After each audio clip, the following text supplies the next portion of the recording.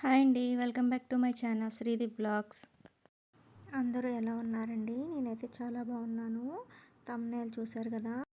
షిరిడీలోని ముఖ్యమైన 5 ఆలయాలండి. కొంతమంది భాష రాక ఇవన్నీ చూడరు. ఓన్లీ టెంపుల్‌కి వెళ్ళి దర్శనం చేసుకుని వెళ్ళిపోతారు. ఈ వీడియో చూసిన తర్వాత మీరు ఎప్పుడు షిరిడీ వెళ్ళినా ఖచ్చితంగా ఈ 5 ఆలయాలు తిరగండి. ఈ వీడియో కనుక మీకు నచ్చితే మన ఛానల్ని సబ్స్క్రైబ్ చేసుకుని లైక్ చేయడం మర్చిపోద్దండి. ఇప్పుడైతే వీడియోలోకి వెళ్ళిపోదాం. ఫస్ట్ వచ్చేసి దక్షిణముఖి ఆంజనేయ టెంపుల్ అండి. ఈ టెంపుల్ చాలా బాగుంటుందన్నమాట. చాలా పురాతనమైన టెంపుల్ అనమాట. ఇది వచ్చేసి ద్వారకామాయి చావడి మధ్య సందులోకే ఉంటుందన్నమాట ఈ టెంపుల్. ఇక్కడ ఆంజనేయ స్వామి దక్షిణముఖంగా ఉంటారు కాబట్టి దక్షిణముఖి ఆంజనేయ అని చెప్పేసి అంటారనమాట. ఇంకా ఈ క్యూ లైన్లో వెళ్తే ముఖ దర్శనానికి వెళ్తారండి. ఇది ఆంజనేయ టెంపుల్కి ఎడమ చేతి వైపు ఉంటుందన్నమాట. ఈ క్యూ లైన్లో వెళ్ళాక సాయిబాబా వారి ఫేస్ ఒకటే కనిపిస్తుంది మనకి. మనం ధూప్ దర్శనానికి వెళ్తాం కదా, అలా వెళ్ళినప్పుడు ఈ క్యూ లైన్లో వెళ్ళండి, ముఖ దర్శనం చేసుకోవచ్చు. ఇప్పుడు మనం చూస్తుంది చావిడి అనమాట. ఈ చావిట్లో బాబావారి స్నానం చేసిన పీట, బాబావారి వెండి సింహాసనం, ఇంకా ఆయన ఫోటో ఒకటి ఉంటుందన్నమాట. ఇది 2 కింద ఉంటుంది. ఒకవైపు మగవాళ్ళు దర్శనం చేసుకోవడానికి, రెండో వైపు ఆడవాళ్ళు దర్శనం చేసుకోవడానికి ఉంటుంది ఇది. ఈ చావిడిలో బాబావారు నిద్రించేవారు అనమాట. ఒకరోజు ద్వారకామాయిలో పడుకుంటే ఒకరోజు ఈ చావిడిలో ఆయన నిద్రపోయేవారంట.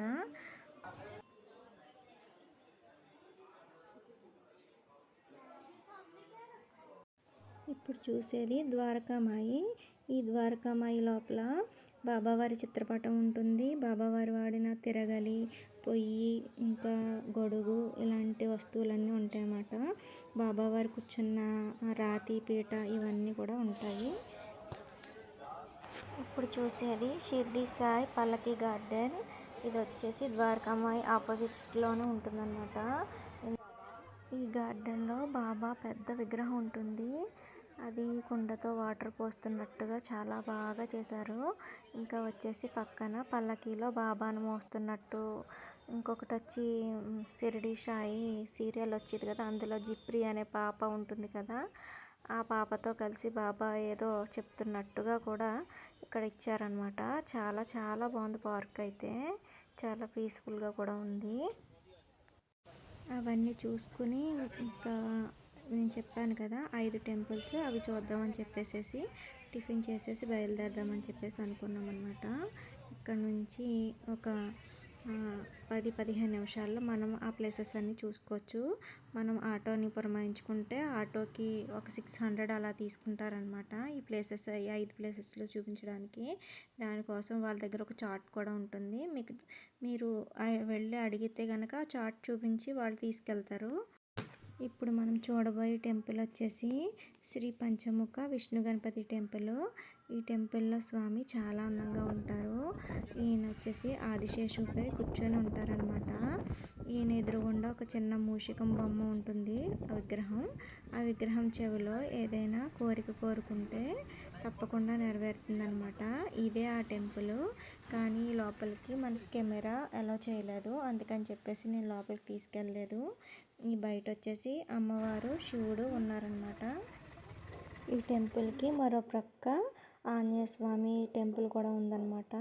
అక్కడ కూడా వెళ్ళి దర్శనం చేసుకోండి. ఈ మధ్యదారిలో మనకి చాలా జామ తోటలు, ఇంకా ద్రాక్ష తోటలు కనిపిస్తాయండి. చూడడానికి చాలా చాలా అందంగా కనిపిస్తాయి. ఇప్పుడు మనం వెళ్ళబోయేది శ్రీ ఉపాసిని మహారాజ్ ఆశ్రమం. ఈయన సాయిబాబా ప్రధాన శిష్యుల్లో ఒకరు. ఆయన గురువు కోసం వెతుకుతూ షిరిడీ సాయి దగ్గరికి చేరుకున్నారు. సాయి ఆయన చూడగానే గుర్తుపట్టి అక్కడే ఉండిపోమని ఆదేశించారట. ఖండోబా మందిరంలో సాయి ఆజ్ఞ మేరకు 4 సంవత్సరాలు కఠినమైన ధ్యాన సాధన చేశారు ఈయన. సాయిబాబానే స్వయంగా భక్తులతో చెప్పారట, నాకు కాశీనాథ్కి ఎటువంటి భేదం లేదు, నాలో ఉన్న ఆధ్యాత్మిక శక్తి మొత్తం ఆయనలో కూడా ఉంది అని ప్రకటించారట. ఇదే ఆ ఆశ్రమం. ఆశ్రమం అయితే చాలా పీస్ఫుల్గా ధ్యాన సాధన చేసుకునే వాళ్ళకి చాలా బాగుంటుందండి.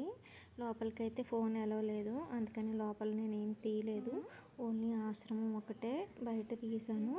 ఆ ఎంట్రన్స్లో ఫొటోస్ ఉంటే ఫొటోస్ మాత్రమే తీసాను అనమాట. ఈ ఆశ్రమం మొత్తం స్త్రీల చేత నడపబడుతుందండి. ఈ ఆశ్రమంలో స్త్రీలు వేదం, యజ్ఞం వంటి క్రతువులు కూడా నిర్వహిస్తారు. అంటే బాబా ఉండే టైంలో స్త్రీలకి అంత స్వేచ్ఛ అయితే లేదు కదండి, వేదం చదవడం, యజ్ఞాలు చేయడం.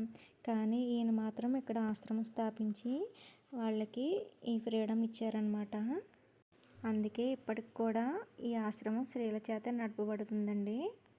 ఈ ఫోటోలో కనిపిస్తుంది స్వయంభూ వినాయకుడు అండి, చెట్టు నుండి వచ్చారనమాట. ఇంకా ఈ ఆశ్రమం లోపల ఉపాసని మహారాజ్ యొక్క సమాధి, ఇంకా ఆయన శిష్యురాలైన సతీ గోదావరి మాత సమాధి ఉంటాయండి. మనం అక్కడికి పూలదండలు కట్టైనా పట్టుకెళ్తే వేసుకోవచ్చు అనమాట.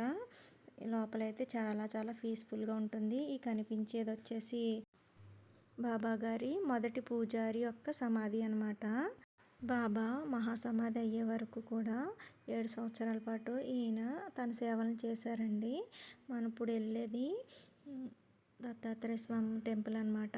ఇక్కడ స్వామి వచ్చేసి ఒకటే శిరస్సుతో కనబడతారు. మామూలుగా అయితే ఎక్కడైనా 3 శిరస్సులతో ఉంటారు కదండి, ఇక్కడ వచ్చి ఒకే శిరస్సుతో ఉంటారనమాట.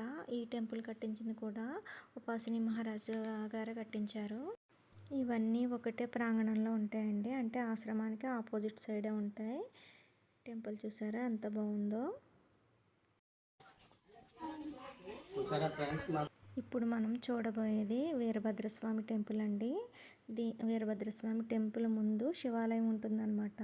ఇక్కడ ఫ్రంట్ సైడ్ నుంచి శివాలయం లోపలికి వెళ్ళాక ఎగ్జిట్ అయ్యేది ఉంటుంది కదండి, ద్వారం.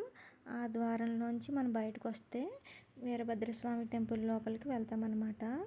టెంపుల్ అయితే చాలా చాలా బాగుంటుందండి. చూడడానికి కూడా 2 కళ్ళు సరిపోవన్నట్టుగా ఉంటుంది. ఒకసారి మీరు కూడా చూసేయండి.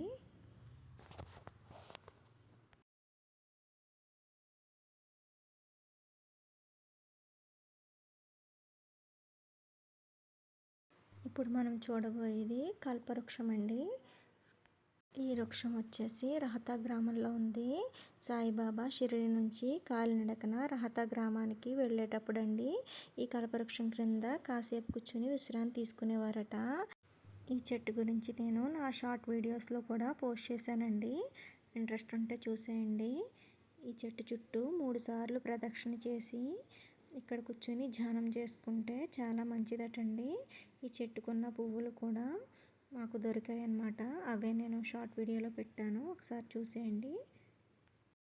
మీరు 5 టెంపుల్లో వెళ్ళినా వెళ్ళకపోయినా కనీసం ఈ ప్లేస్కైనా ఖచ్చితంగా వెళ్ళండి. ఎందుకంటే బాబా గారు ధ్యానం చేసిన చెట్టు కదండి, ఎంతైనా ఆ టైం నుంచి ఉన్నది. అంటే బాబా స్పర్శ తగిలే ఉంటుంది కదా ఈ చెట్టుకు కూడా. ఎంత పుణ్యం అండి ఆ చెట్టుని తాకడం కూడా. సో మీరు కూడా వెళ్ళండి. ఇప్పుడు మనం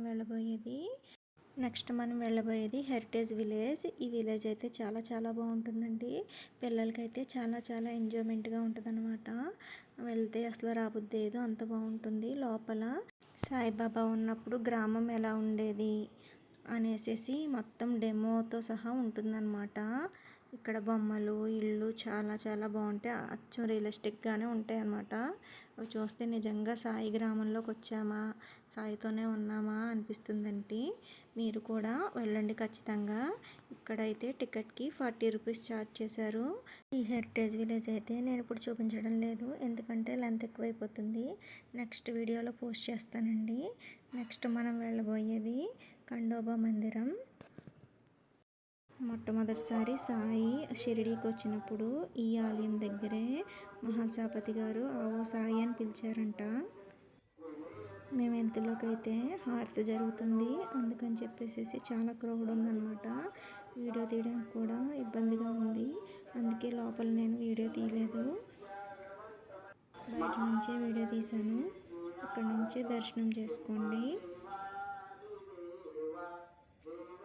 ఇవేనండి 5 ఆలయాలు. మీకు కనుక ఈ వీడియో నచ్చితే లైక్ చేయడం మర్చిపోకండి.